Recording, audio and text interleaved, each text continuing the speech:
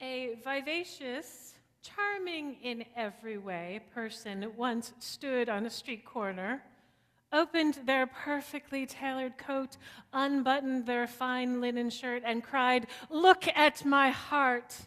Just look at my lovely, perfect, perfect heart." An admiring crowd soon gathered, impressed by this perfect heart. They stood in awe of a heart without blemish, perfect and complete in every way. Soon a wise teacher walked by and paused to see what the commotion was all about. When the wise teacher heard the vivacious, charming person proudly crying, "Look at my perfect heart, just look, isn't it glorious?" the wise teacher pushed their way to the front to get a closer look. And when the teacher saw this perfect, perfect heart, the wise teacher sighed and said, "If I may, dear one, that's not a perfect heart. If you want to see a perfect heart, you need to see mine." And with that, the wise teacher opened their coat to reveal an old, knotted, bruised, and ugly heart. It was full of bumps and holes. Pieces of it had broken off here and there. The crowd began to laugh, of course, but the wise teacher raised a hand and began to speak. "See this bump?" they said. "That's when I met my first love. Oh, the sun shone that day. How bright the colors of the universe were. How sweet the swinging and the singing of the birds in the trees. Ah, but you see, this hole, that's when my first love and I broke up, and I lost them. How it pained me so, and it pains me to this day. But once before, the hole ran much, much deeper. The years have managed to fill it in a lot, but you see this bump right here? That's when I met my person, who became my life partner. Oh, what a wonderful life we had, year after year of shared companionship, of laughter and tears and joy, so much joy, sweet joy. This scratch here, that's when we had a blazing argument that almost broke us up forever. But we made up and we moved on. And over here, you see where that piece of my heart broke off? That's when my spouse died and my heart broke. Oh, this ache, yes, it aches even to this day, for my great love took a part of my heart with them when they died. But here's another great bump. This is when we began our family. You'll notice there's a little hole besides it. That's when we learned we could not bear our own children. How hard it was to accept for us, how painful to live with. But the bump right next to it is when we are blessed with our adopted child, our very own beautiful baby to raise as our own. And yes, there are scratches and indentations surrounding that bump, the times we fought and yelled as a family. But we always learn to forgive. And so this bump, it grows bigger and bigger. The wise teacher went on to describe many other bumps and holes and scratches on their heart. And when finished, the crowd was silent. You see, turning to the charming human with the unblemished heart, yours is not a perfect heart, for it has not lived. It has not been touched with joy and tears, laughter and love and pain and anguish and hardship and celebration. Only with time, life being super lifey, I added that part, life being super lifey, will you be able to look upon a gnarled and battered heart and be able to say, yes, now this is a perfect heart. And the crowd and that charming, lovely human with the perfect heart all nodded their heads in understanding. This adapted story from the Reverend Gary Izzard, a Wesleyan minister in Australia, speaks to what is, in essence, what we strive to reconcile each and every day, to live in a world that will bruise and break our hearts. Don't look at the paper this morning. Sometimes in small ways, sometimes in extravagant ways, each and every day, and still to wake up with a sense of purpose and meaning and gratitude, knowing that today is a gift, tomorrow is never promised, and we are here now to make a difference.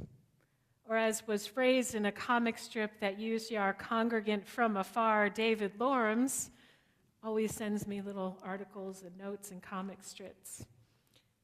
This one says, to answer the question, what is my dent? What will be my dent? There's so much outside of our control, so very much. It can seem so very, very overwhelming to take in the enormity of the world's grief and suffering. It's true. This is a fact of life in our modern age. At the touch of a button or the click of a mouse, we can be face to face with stories of human suffering, our human kin in peril around the world. That's not fantasy, that's not fiction, that's not AI, that's real human suffering. But let me tell you now, let me ground you, let me remind you, let me invite you. As we know from the collection of commentary on the Talmud, most likely by Rabbi Tarfon, who lived and taught 2,000 years ago, the wise teaching. I referenced it before. It runs through my mind. Do not be daunted by the enormity of the world's grief. Do justly now. Love mercy now. Walk humbly now. You are not obligated to complete the work, but neither are you free to abandon it. There's a delicate balance, as I mentioned before, between saving the world and savoring the world. To find our place in this vast web of interconnectedness of all of creation, and to delight in the miracle that is life, or to do everything we possibly can to protect it, to nurture it, to ensure its bright future for generations to come. So I say yes, and perhaps you've heard me say that a million times before. Yes, and it's a both and. To delight in the world is to save it. We must find ways every day, small ways, to declare boldly that the enormity of the world's grief, it starts with us. It begins with gratitude. As recovery author Melody Beattie wisely penned, this line runs through my mind: gratitude unlocks the fullness of life. Gratitude unlocks the fullness of life. It turns what we have into enough and more. It turns denial into acceptance, chaos into order, confusion to clarity. It can turn a meal into a feast, a house into a home, a stranger into a friend. Gratitude makes sense of our past, brings peace for today, and creates a vision for tomorrow. So if you'll permit me to begin with waves of gratitude. I am so thankful for you.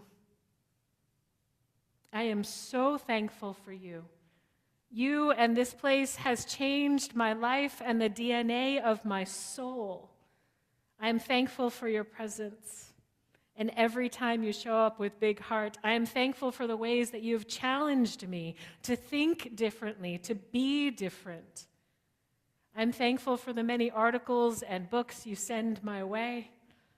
I am grateful that you have expanded my heart. I am grateful for the late-night texts asking for help and support. I truly am. I'm grateful that you do ask for help and support. I am grateful for the ways that you care for each other. I am grateful to the ways that you tend to the heart and soul of this congregation, our community, our world. I am grateful for your willingness to be vulnerable as a roadmap for someone else's healing.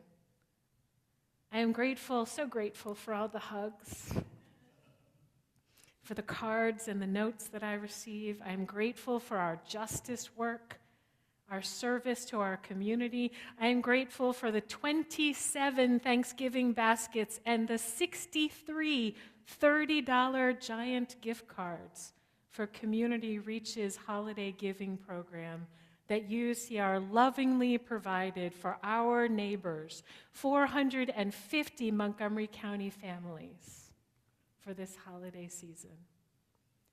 I am grateful that almost 90 people, with Andrea Lazar's help, almost 90 people gathered here, right here in the sanctuary, for our interfaith Thanksgiving potluck meal, deepening our connections and honoring the strength in diversity. I am so grateful that there are places like this in the world where we can gather to build, to co-create, to examine and re-examine our assumptions, to interrogate our biases, to contemplate our tender spots and our reactivity. I am grateful for the many honest conversations. I'm grateful for our getting into good trouble and living into being good co-conspirators, accomplices, and allies. I am so grateful that so many of you reflect deeply on how you show up and routinely send me notes and messages after meetings wondering if your contributions were in service of our work together. It's breathtaking. I am in awe of the power of spiritual community to build, to grow, to nurture change and transformation. It's one of our spiritual core values for a reason, transformation, where we covenant together to be open to change, to collectively transform, and to grow spiritually and ethically. Never complete, never perfect, never a perfect heart. I am so grateful that right here, right now, in this moment, with this breath, we can pause to recenter our intention for today, this week, this season. It feels like we need it, yeah. Whew. So my heart is not perfect in every way, in any way, actually. Want to join me there? My heart has stories written all over it, has a few tattoos tattooed all over it. I cannot show you an unblemished, unscarred, unscathed heart. I don't think anyone here can.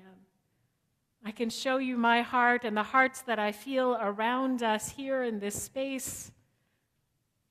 They're all bruised. They're all tarnished. They are real, they are raw, they are full of blood and spirit. They are hearts that are ready to serve, and that's what our world needs right now. Hearts that are ready to serve, not just hands. Gratitude unlocks the fullness of life. So I invite you to take a moment, perhaps place a hand or two hands on that beautifully imperfect heart. That heart full of love and full of life, full of challenges, stories of despair, and celebration and joy and passion and delight and beauty and awe. Names that are written on that heart, memories, remembrances, ancestors who are written on that heart. I invite you to recall the flood of memories of all that you are thankful for. Perhaps take a mental eye around your space, around the places that feel like home, around the people that you call home.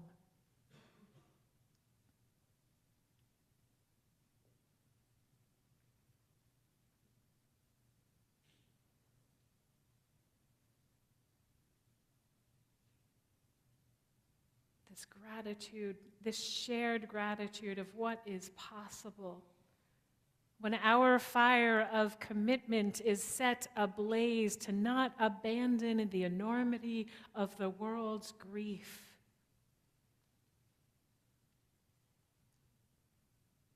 It is in our togetherness, it is in spiritual community that we can change the world one breath, one heartbeat at a time. So now, as those people and places perhaps came to you, I also invite you to vow in this moment to tell somebody about it. To feel gratitude is one thing, to actually offer it to a beloved is another thing. So perhaps with a breath and a tap on that heart, vow to tell somebody what you are grateful for in them, in your life. Gratitude unlocks the fullness of life. May it turn what we have into enough and more. May gratitude turn denial into acceptance, chaos into order, confusion into clarity. May gratitude turn a meal into a feast, a house into a home, a stranger into a friend. May gratitude make sense of our past, bring peace for today, and create a vision for tomorrow.